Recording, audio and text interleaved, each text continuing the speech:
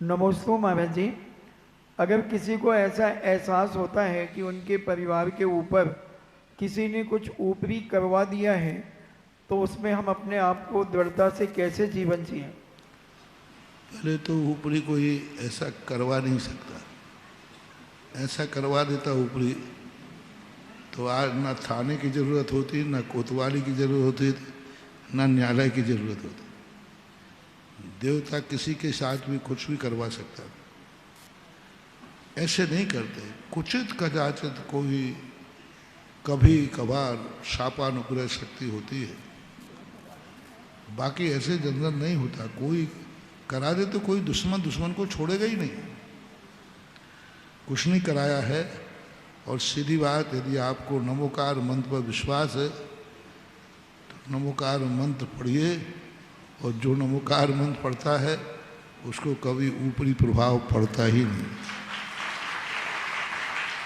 अपने धर्म पर विश्वास रखिए, सिद्धांत कीजिए। ऊपरी बाधा नहीं है, कोई अंदर का ही ऐसा परिणमन होता है। किस्मत है, बदलती रहती है। तुम कहो महाराज मेरा व्यापार बहुत अच्छा चलता था, एकाएक बंद हो गया, तो क्या बात हो गई? पुण्य कर्म का उदय था, खाता बंद हो गया, पुण्य कर्म कम बढ़ गया तो कम चलने लगा। बैंक में जितना साहब एक दिन वो था कि हम जितने का चेक काटते थे उतना का चेक बन जाता था, अब चेक तो रिटर्न होने लगा। कोई ऊपरी बाधा हो गई? चेक रिटर्न होने लगा तो ऊपरी बाधा हो गई कि बैंक बैलेंस खत्म हो गया? बस यही बात है कि अंदर का पुण्य खत्म हो गया, इसलिए बुरे दिन आ गए।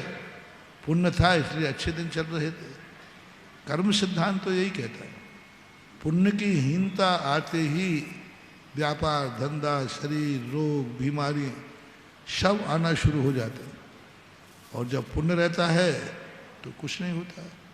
इसलिए इन सब चीज़ों को, कर्म सिद्धांत का एक बहुत बड़ा कंसेप्ट जैन दर्शन का है, उस पर ध्यान रखेंगे तो ऊपरी आदि बाधाओं का कोई मतलब नहीं।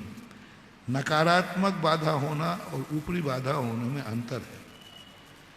नकारात्मक बाधा तो हो सकती है कि यदि हम बहुत बार किसी के मन में बुरा सोचते हैं तो हमारे अंदर भी नकारात्मक स्थिति बन सकती है, और सामने वाले के भी कर्मों की उद्दीपना हो सकती है। भावनाओं का प्रभाव पड़ता है।